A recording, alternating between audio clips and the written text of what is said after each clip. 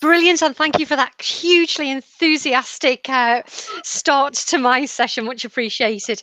I can't believe it's back in 2016, the last time I did one of these updates. And I can see I've got the wrong logo on here on my screen. It should, of course, say Seeker, which will be corrected on the notes. So yeah, we're looking at 5 years worth of updates in terms of case law. So a few little bits about the company I work for. I appreciate that lots and lots of you have been on these sessions before. We basically span the engineering and construction industries and give contractual commercial advice across the board. So you can see some very, very pretty pictures there. We are a market leader in expert witness planning, commercial, technical, importantly, dispute avoidance. And really the point of today is to show you how things have gone wrong for organisations, and hopefully from that you will then avoid similar disputes yourselves. Of course, if things go wrong, yes, of course, we will be delighted to give you a hand in any dispute resolution issues that you have. Company was established in 1978. We are stock market listed with over 350 staff worldwide. In terms of the spread over the country, you can see there are different offices.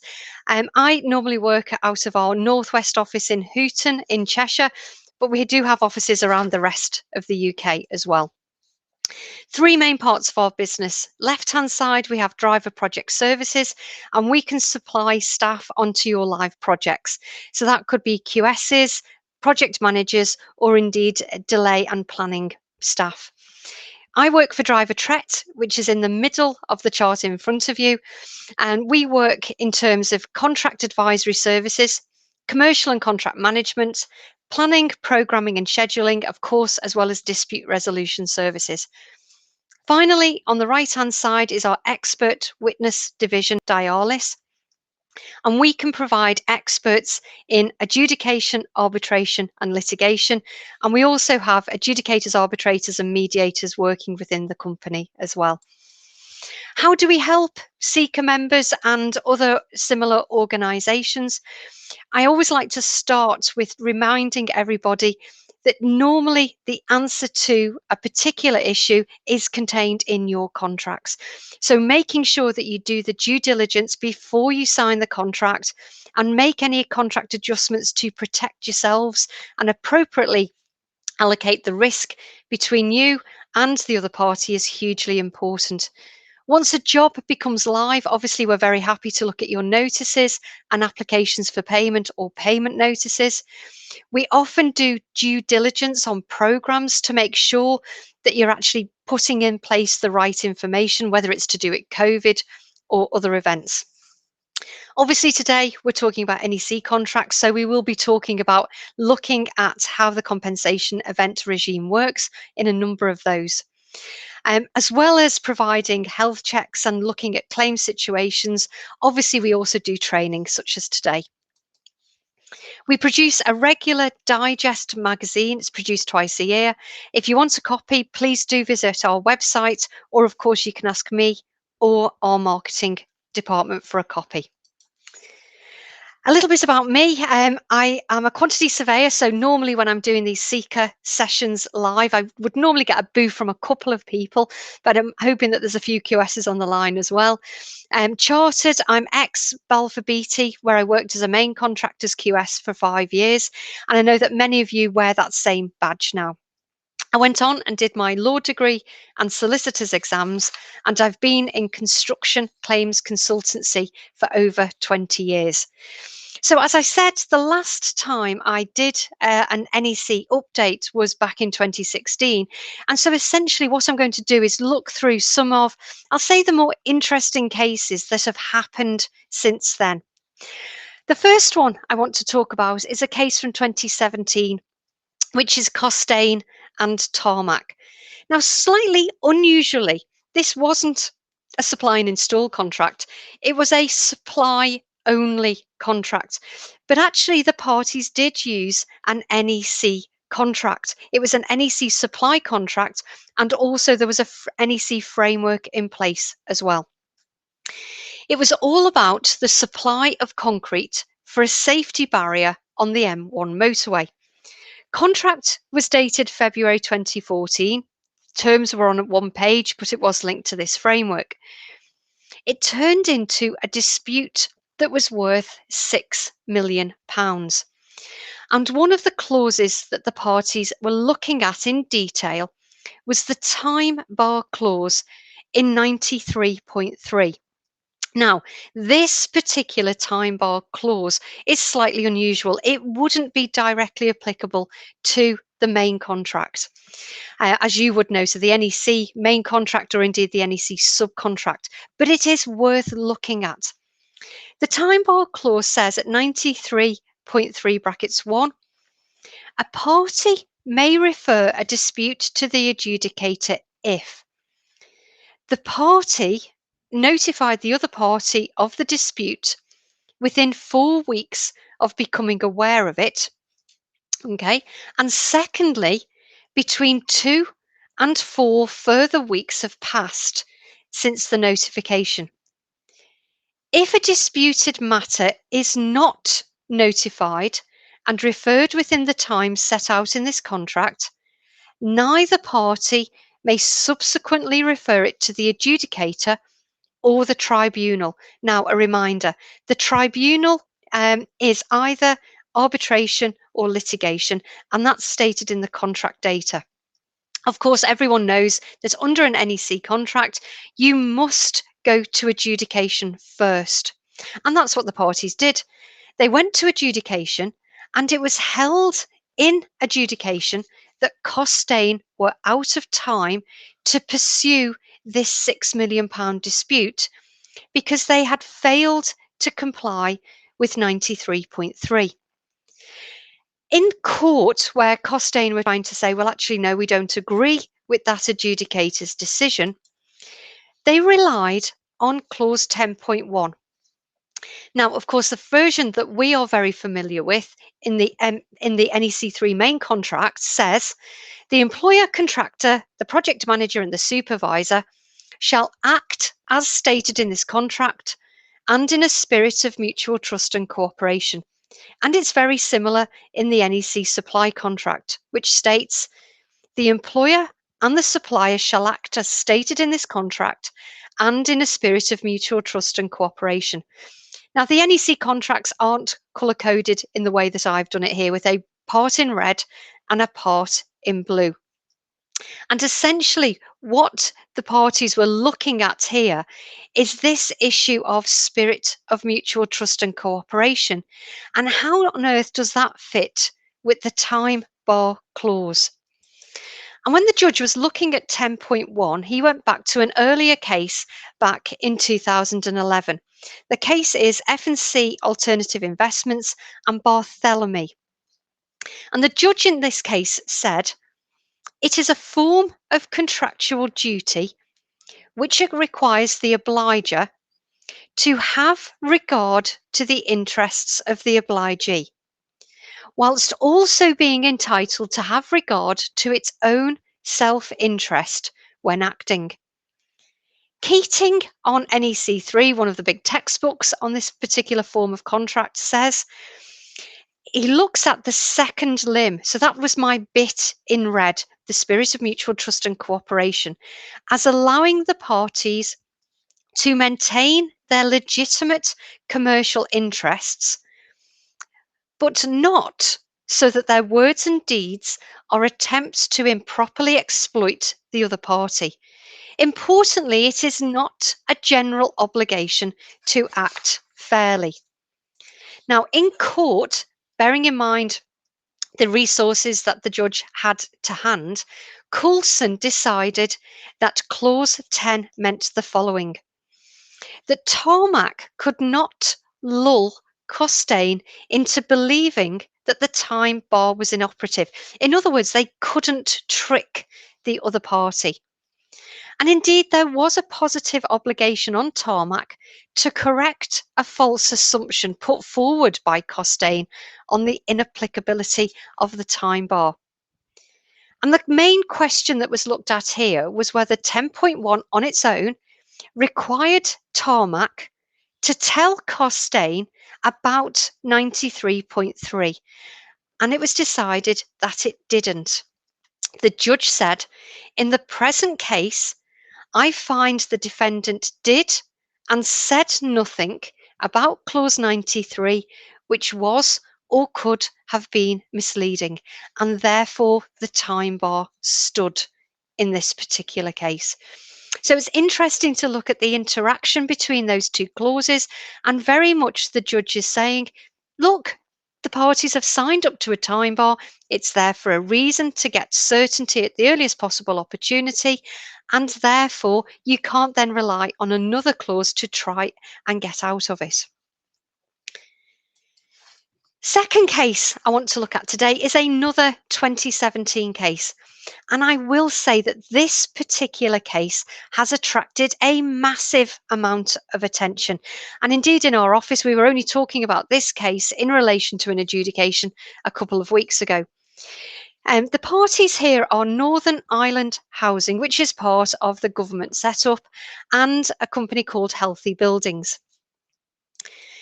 The parties here used an NEC 3 professional services contract. So again, this isn't the standard main contract or subcontract that many of you will be familiar with. And the work was all to do with the surveying for asbestos.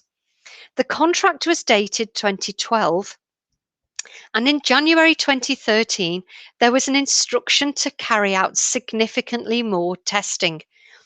That work was completed. Quotations were requested in August and October 2013, and indeed Healthy Buildings did provide that information within 10 days. Now, what I will point out at this point is that there was an instruction, then the work was completed, and then there was the request for quotations. That is absolutely not how NEC is supposed to work.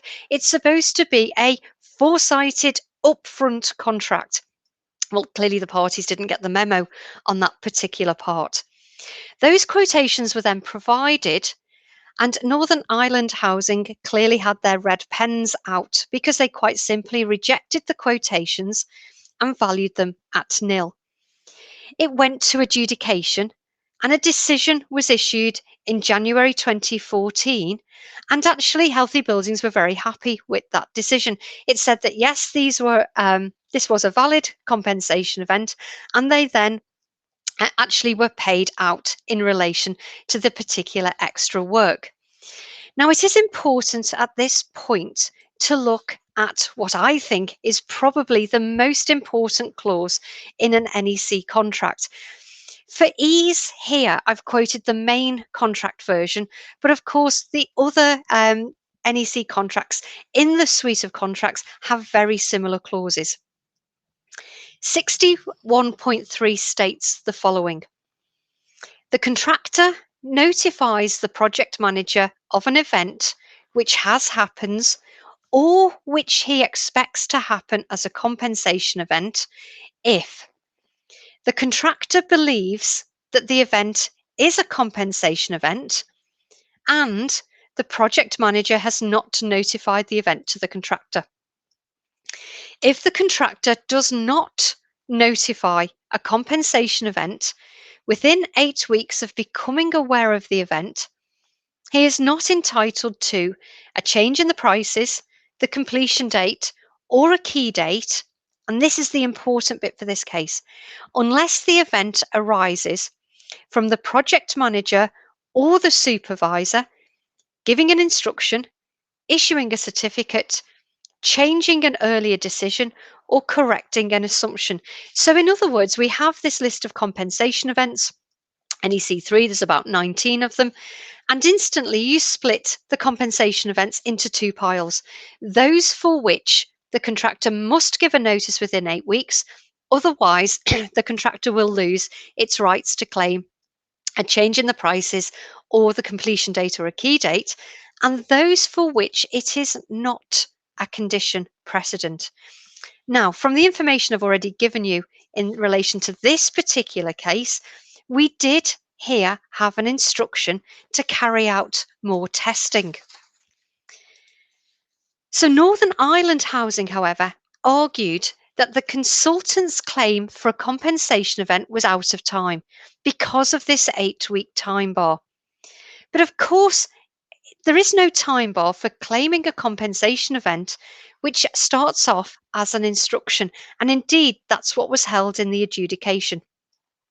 In the High Court, the High Court agreed with the adjudicator that there was no time bar on instructions. And indeed, the Court of Appeal also agreed with that as well. The other part of this case was how the instruction should be valued. And really, what we've covered so far, I think pretty much everyone would agree that that was their understanding of the contract. The issue then revolved around clause 63.1, and I have to say this clause is a bit of a head scratcher, particularly for those of you who are more familiar with ICC, ICE, or indeed JCT contracts. This clause said, the changes to the prices are assessed as the effect of the compensation event upon. Now remember, this is the professional services version. The actual time charge for the work already done and the forecast time charge for work not yet done. The date when the employer instructed or should have instructed the consultant to submit quotations divides the work already done from the work not yet done. Well, of course, here, the employer in this particular case gave the instruction for the extra testing in January 2013 before any of the additional testing was done. So following a very strict reading of this clause, this should be valued only on a forecast time basis. That's what you would think. So the question to the courts was, should the work be valued on a forecast basis, because that's what the contract says, or should it be valued on an actual basis using the available evidence? Because of course, by the time the quotations were given in August and October 2013, the work had already been done. So there are very unusual circumstances here that the quotation was only priced after the work was completed. It was held in relation to this particular question, rather surprisingly, that evidence from timesheets and other material of what the consultant actually did in that period, particularly with reference to the change in instructions, is not only relevant evidence, but clearly the best evidence to assist the court in calculating the compensation to which the consultant is entitled. So it could be argued here that the judge has read the contract. It does say it should be valued on a forecast basis, but the judge is saying, well, the best evidence for valuing this is on the actual basis, which is rather surprising. I do like this bit of the judgment. The judge in this case actually said, why should I shut my eyes and grope in the dark when the material is available to show what work they actually did and how much it cost them? I just think that's a fantastic phrase that's used there. And I can understand this from the judge's perspective. The information, the live or the actual information was there. So why would we jump into our TARDIS and go all the way back to January 2013 and try to forecast what was reasonable back then, bearing in mind the work was done before the quotations were given? So this does appear to go against the express terms of the contract, including clause 63.1. And the concern, I think, here is that employers, project managers, may well decide to delay notification or to delay assessment and actually then value the works on an actual basis. I will put a note of caution on this particular case. It is a Northern Ireland case, and therefore it's not binding on the English and Scottish courts, but it would certainly be persuasive. The key for me here is actually both parties went off-piste, so to speak. So in other words, what they should have done is the employer should have given the instruction and asked for a quote at the same time, and the quotation should have been given before the work was done. So they'd already gone away from some of the contract terms. I think if this was to go in front of the English courts, in a normal situation, it would be distinguished on the basis that the instruction is given and the quotation is given normally before the work is done, and then we're back to a forecast basis. Okay, our third case for today, in fact, our third and fourth case today, is Imperial Chemical Industries and Merrill Technology, which I'm obviously shortening to ICI and MMT. A hugely interesting case, and I will say well worth a read, if only to show everybody this is not how anyone should be contracting. It does start off in a positive way. We do have a contract in place, the NEC main contract, the June 2005 edition, plus the amendments from 2006 and 2011. It was all about steelwork for a new paint factory, and this contract was put together and agreed in 2012. A relatively modest original contract value of 1.9 million. And that's about as friendly as we're going to get in this particular case. At the time of the case starting, MMT had been paid just short of 21 million, and they wanted 23 million. ICI, however, said it was worth 10 million, and they wanted the overpayment back. This case turned into an absolute nightmare. The employer terminated the contractor's employment on two grounds. There were defects in the work, and this was all about welding, and there was a failure to provide documentation. Looking at the first issue on the defects and the welding. So, looking at defects and quality, clause 11.2.5 defines a defect as a part of the works which is not in accordance with the works information. And clause 40.4 says, if a test or inspection shows that any work has a defect, the contractor corrects the defect and the test or inspection is repeated. A post-tender meeting confirmed that the welds must be tested via a visual inspection and 10% dye penetration, but that importantly, there was no reference to radiography. Everyone agreed that radiography is a more expensive test and indeed is a more stringent test as well. The testing and inspection regime was approved by ICI before the welding did commence. And the question in this first part of the case was whether MMT were liable for all defective welds, even those which could only be detected by radiography, or it was limited defective welds. In other words, those which were only identified by the agreed procedure. So in other words, radiography would have been ignored. And it was held in this case, and MMT were very happy with this result, that they were only liable for defects in the welding that was identified by the original contractual testing method. And the court said here that the bargain struck between the parties could not be written at a later date. ICI had tried to argue that in this particular case, that MMT had repudiated the contract and indeed accepted that ICI had accepted that repudiation by terminating.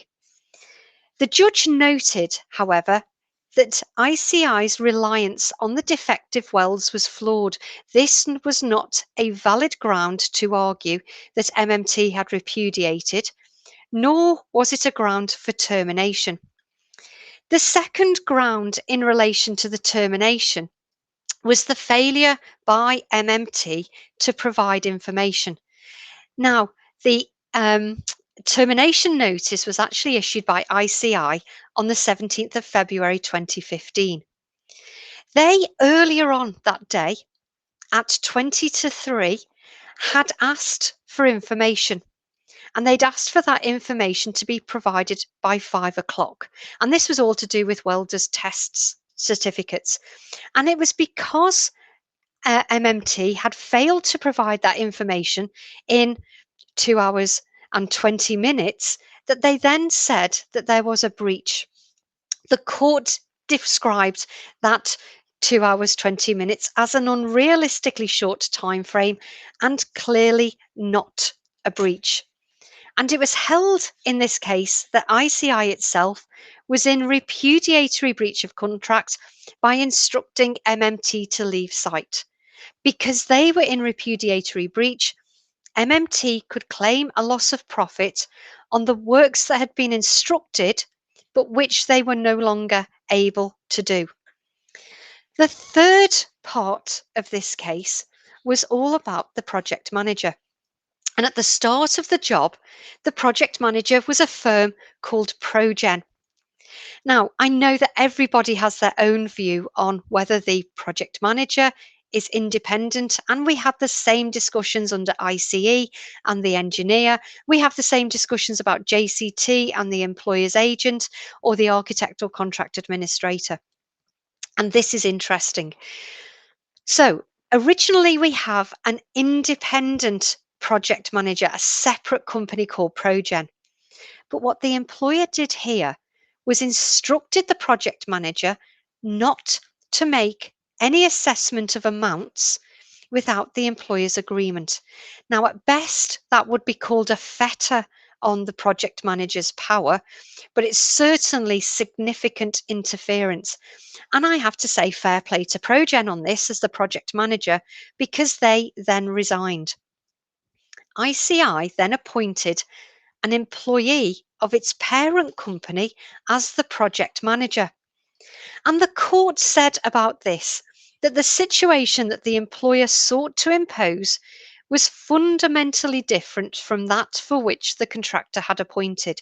They had contracted on the basis of an independent standalone project manager. The court said that no proper replacement appointment was made, and this purported appointment was actually a breach of contract. So as you can see in that case, ICI went away with absolutely its tail between its legs. But clearly not enough, because we ended up in court on this case again in 2018. So it looks like I'm repeating the same slide. It is all about the same case, but there was a new court case in 2018. And it had different issues. It's the same project. We still had the £1.9 million original contract value and still the 21 million paid at the time of the case.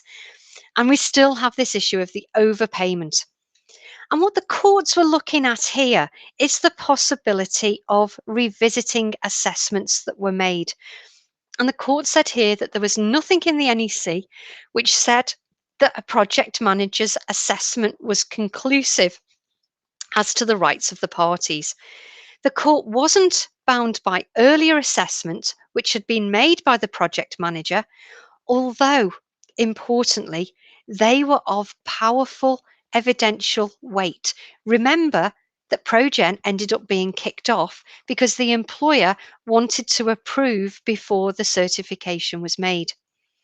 The court also went on to say that there was no good reason at all to revisit the final agreements which were reached between the contractor and the project manager. Each of those agreements satisfied the requirements essentially for the formation of binding legal relations between the parties. Again, I think this is an interesting case to read because the judge did not take kindly at all to ICI's experts and actually said this, that the evidence of the employer's experts was not sufficiently independent. And then rather sarcastically, if that lack of independence was a coincidence, it was a remarkable one. And obviously we can all read between the lines. So remembering that the contractor had at this point been paid just short of 21 million, they were looking for about 23 million, but ICI was looking for that massive deduction. What was finally held here is that MMT were owed a further 270,000 plus VAT.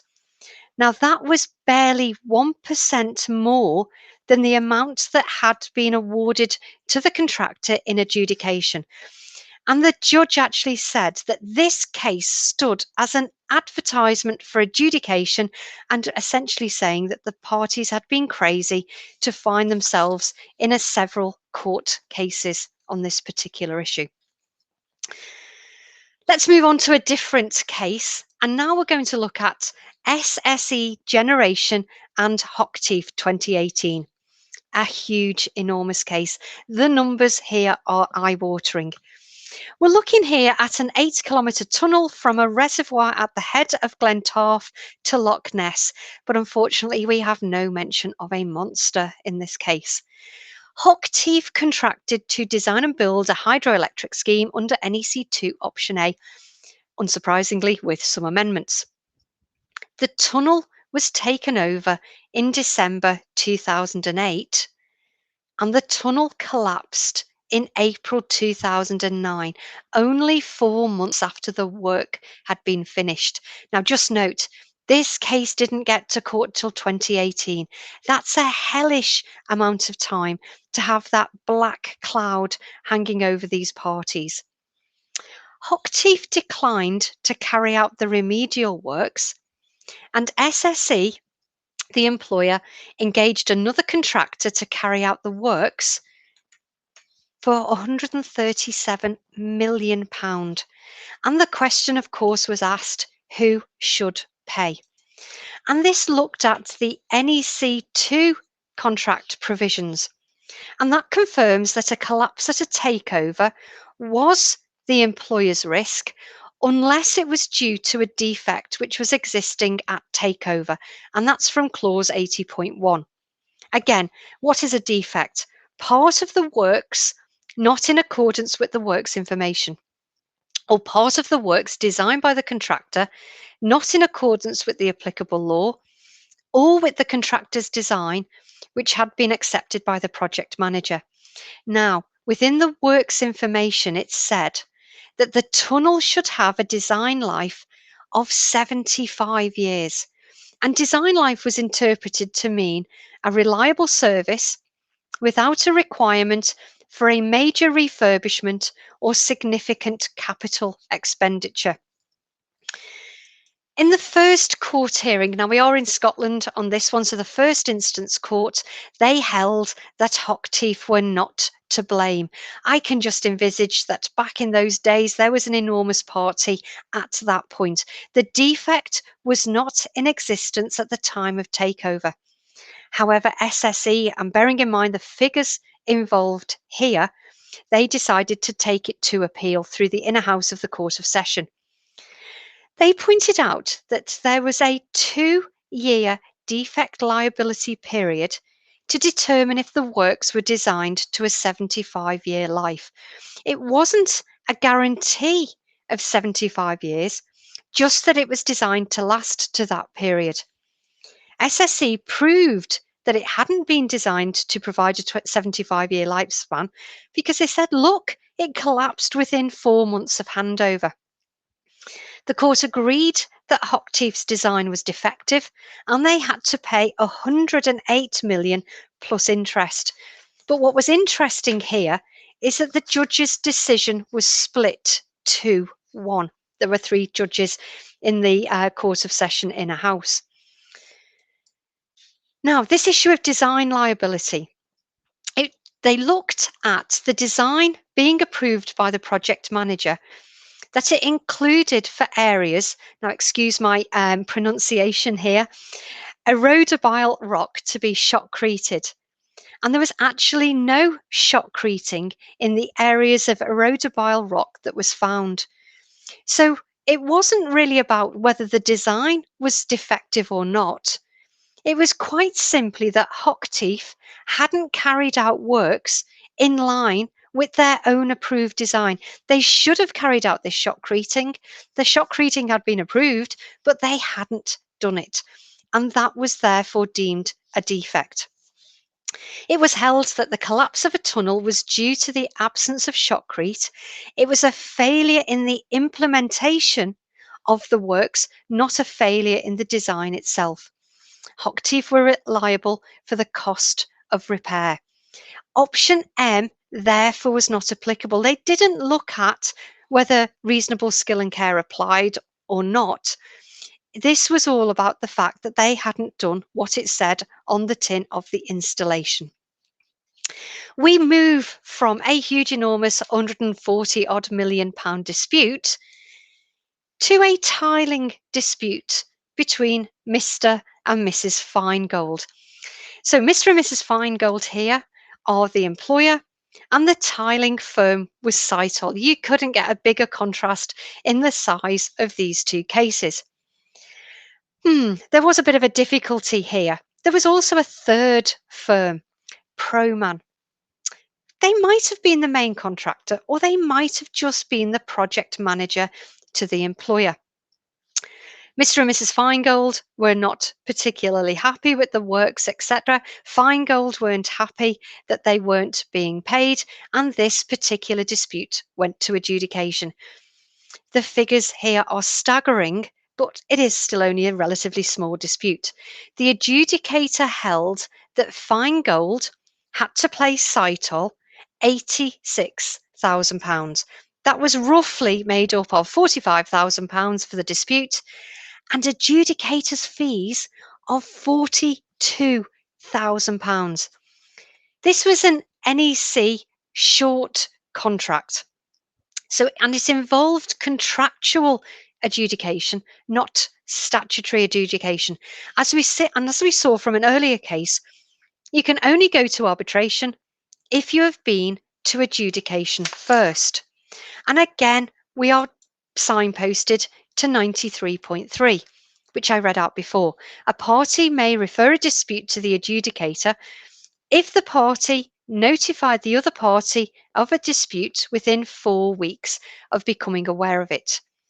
If a disputed matter is not notified and referred within the time set out in this contract, neither party may subsequently refer it to the adjudicator or the tribunal. There were 3 questions asked when this case got to court. Sorry, two questions that were asked. Who SITOL had entered the contract with, and whether the adjudication had been commenced too late. Now, this issue of who they'd entered into the contract with was very important because at this point, ProMan were insolvent. SITOL, the tiling firm, won the first part of the argument, that they were in contract with Mr. and Mrs. Finegold, but unfortunately they lost the second part. The adjudication had been commenced too late. Even the judge in this particular case couldn't decide on the date the dispute arose. It was either the 19th of February or the 19th of March. But importantly, actually, that wasn't too important because SITOL didn't start the adjudication until the 25th of April. And so on either date, it was outside that 4-week period. And therefore, the adjudication was not enforced. So thinking of the numbers, SITOL then had lost the 45,000 that they would otherwise have been entitled to. There was the cost of the adjudicator, a further 42,000. And now because this case went to court and they lost, they would have had Finegold's legal costs and their own legal costs to pay as well. And it all goes back to this issue of formation of contract and understanding clauses such as 93.3. We move forward to, again, 2019, and we have here the case of DOOSAN and INTERSERVE. Again, of course, we're on an NEC contract, but this time it's an option C.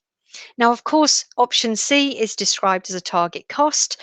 I prefer the phrase cost reimbursable with a twist. And of course, that twist is the pain gain calculation. It was a little bit more complicated, this, because the two parties here, DOOSAN and INTERSERVE, were actually in a contractual joint venture on Horsley water treatment works. Together, they submitted consolidated interim applications under the main contract, and monies were then drawn down to each party. However, partway through, INTERSERVE refused to sign off the release of funds to DOOSAN because they became aware that they were going to be in pain rather than gain when it came to that calculation.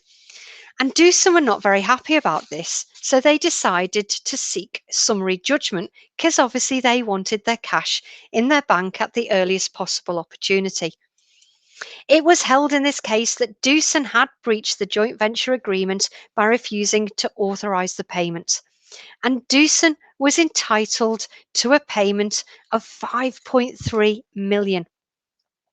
The court looked at the provisions about when you do the pain gain twist.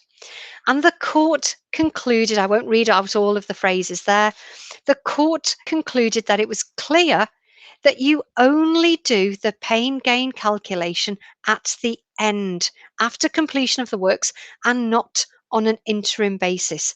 The court said there is no other provision for the assessment of the contractor's share at any earlier stage. So very, very important issue there in relation to cash flow.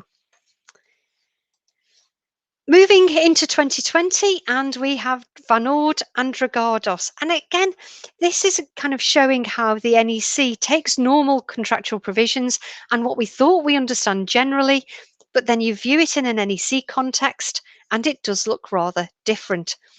It's another Scottish case. This is a harbour expansion project in Aberdeen. The main contractor here is DRAGADOS and the subcontractor is VANOORD, and it's all about dredging. The subcontract between the parties was an NEC option B, so it's a remeasure. And DRAGADOS, in a very naughty way, omitted works from VANOORD's subcontract and gave it to other subcontractors. And I'm sure I can hear somebody shouting breach at this point, and I absolutely agree. This, to me, is a straightforward breach of contract. In court, the parties did refer back to, I'm going to say, a pretty famous case called Abbey Developments and PP Brickwork. And again, just to read out the first bit here, a contract for the execution of work confers on the contractor not only a duty to carry out the work, but a corresponding right to complete the work which it contracted to carry out. Importantly here, essentially, they are saying that this would be a breach of contract. And indeed, in this particular case, the court agreed that this was a breach of contract, but it was also a valid instruction under the subcontract. And the courts pointed out that this was not an unusual set of events. Compensation events under an NEC contract often arose from a breach of contract. The instruction here was a compensation event, and importantly, it should be assessed accordingly. So in other words, using defined cost. The court considered that this wasn't unfair. There was an adequate mechanism in the contract to compensate the contractor for emissions, and therefore, in their view, the subcontractor was not better or worse off. I'm not quite sure that I entirely agree with that, because this does seem to be trampling all over sanctity of contract and this right and obligation to do the work.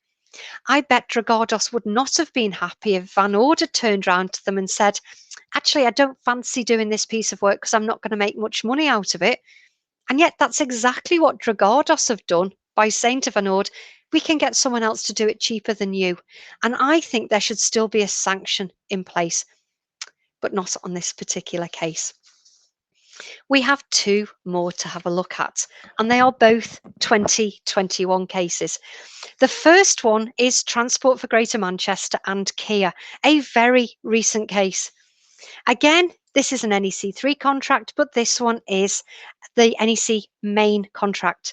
and it was for a bus interchange in Bolton. In this particular case, an adjudicator's decision was issued on the 25th of November 2019, and our notice of dissatisfaction was issued on the 29th of November 2019. KIER, however, claimed that the notice of dissatisfaction was invalid. It was not sent to KIER, but it was sent to their solicitor representatives. The court looked at a number of contractual provisions. They looked at W2.42, which says, a dispute may not be referred to the tribunal, remember litigation or arbitration, unless this notification is given within 4 weeks of the notification of the adjudicator's decision. They also looked at 13.2.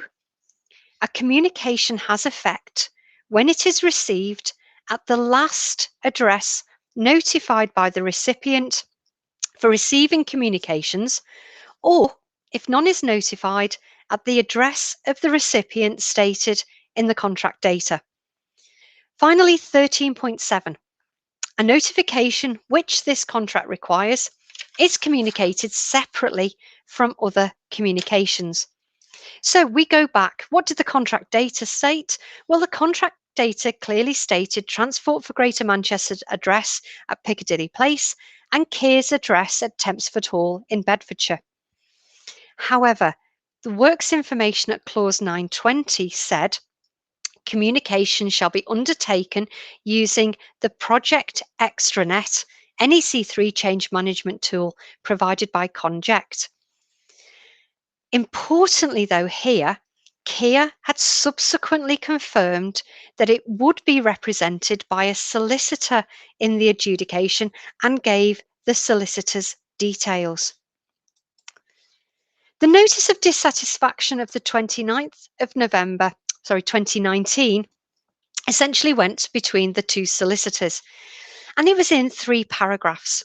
The first paragraph said that the adjudicator essentially had got it wrong, erred in law and in his interpretation and application of the express terms of the contract.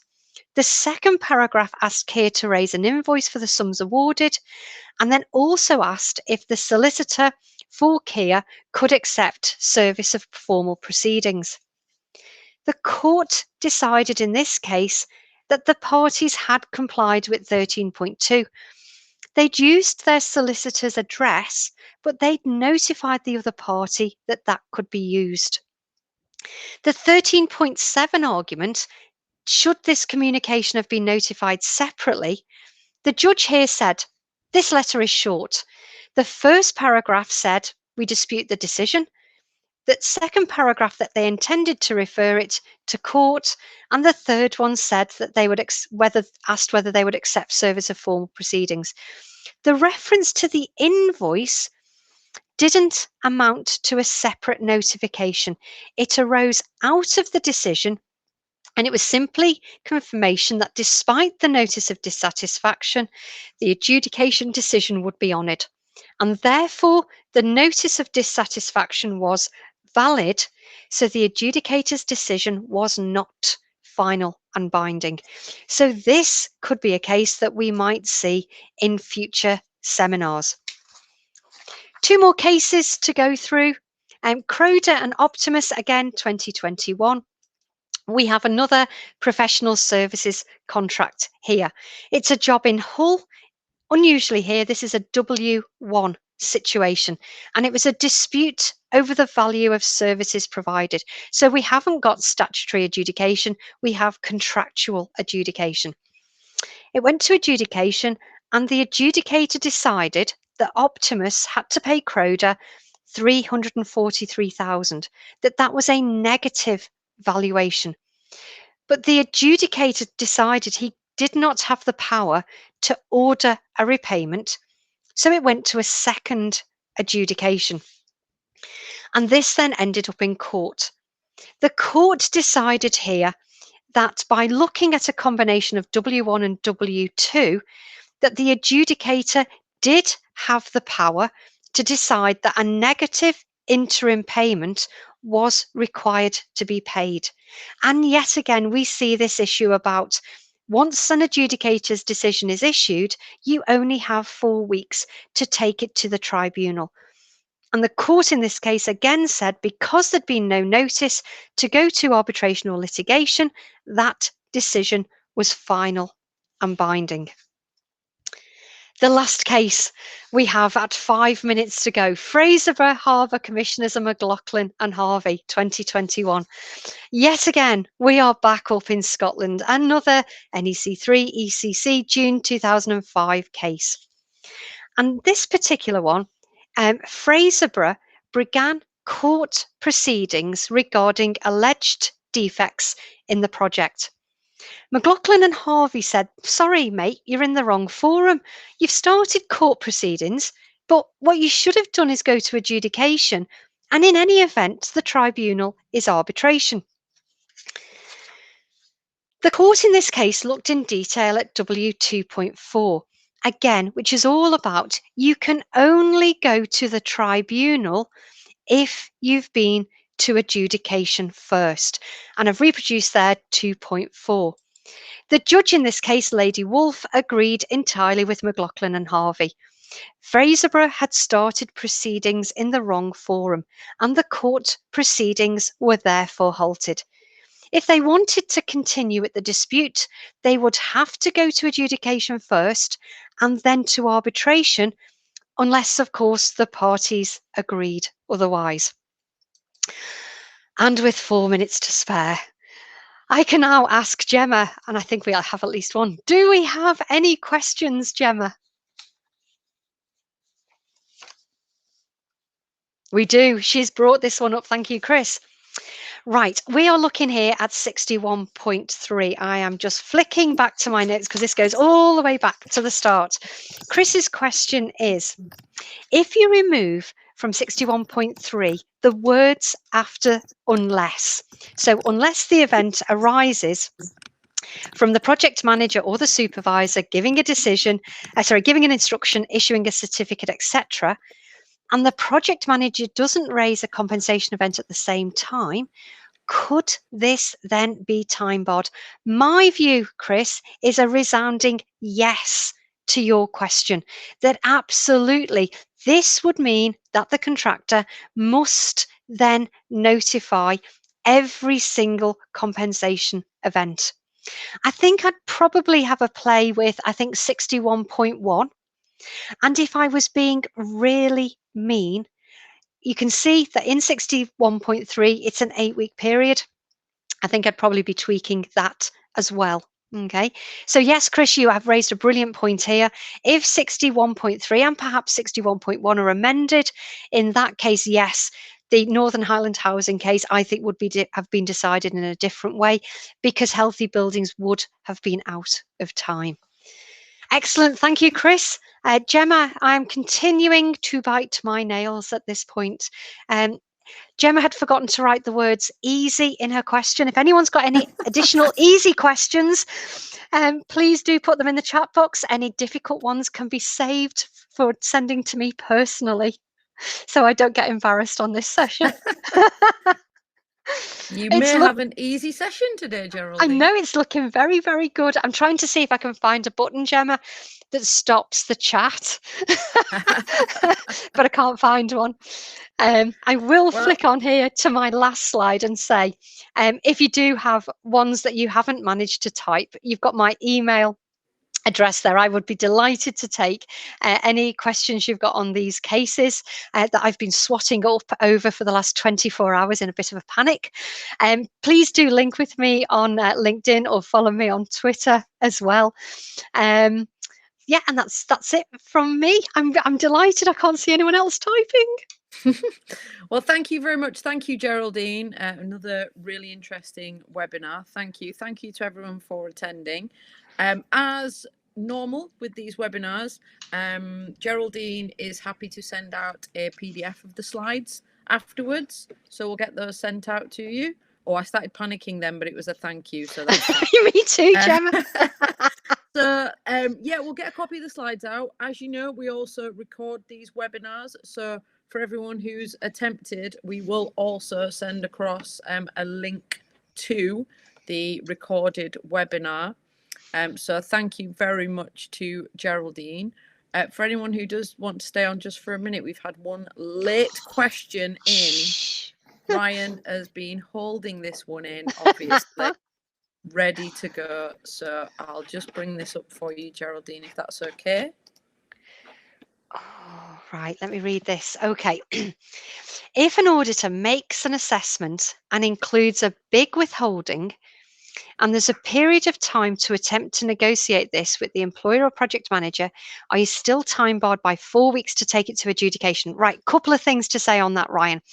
The first one is that this time bar between the dispute and starting adjudication, right? So it's important, there's couple of different time bars here.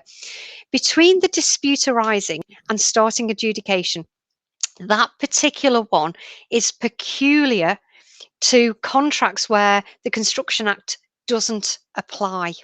Okay, and so the SITOL and FINEGOLD case, and I think the first one, which was a COSTAIN and TARMAC case, one was a supply only, one was with a residential occupier.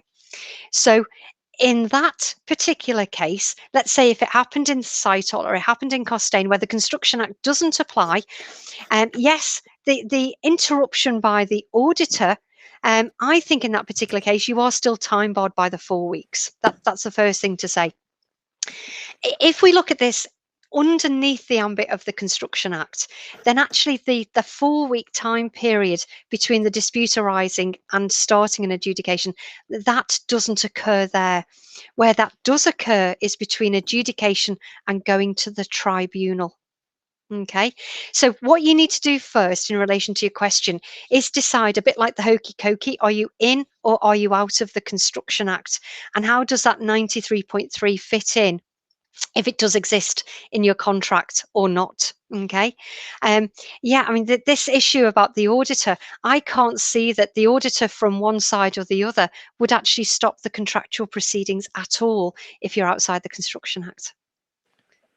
Fingers crossed, Okay. I have answered your question. I think if that's not, it. Oh God, Ryan, if I haven't, do by all means give me a buzz. Not a problem. Great stuff. Thank you so much, Geraldine, and thank you to everyone for attending. As we said, we'll get a copy of the slides sent over to you, and we'll also get a copy of the recording. So if there's any of your colleagues who you think would be interested, feel free to pass that on to them. And also, everyone who's attended today should get an automatic invitation sent to you for the next webinar, which will be taking place in June, I believe. So hopefully we will see you all again very soon. Take care, everyone. Stay safe. And yeah, we'll see you at our next webinar. Thank you very much. Thanks, Gemma. Cheers. Thank you, everyone. Bye. Bye-bye.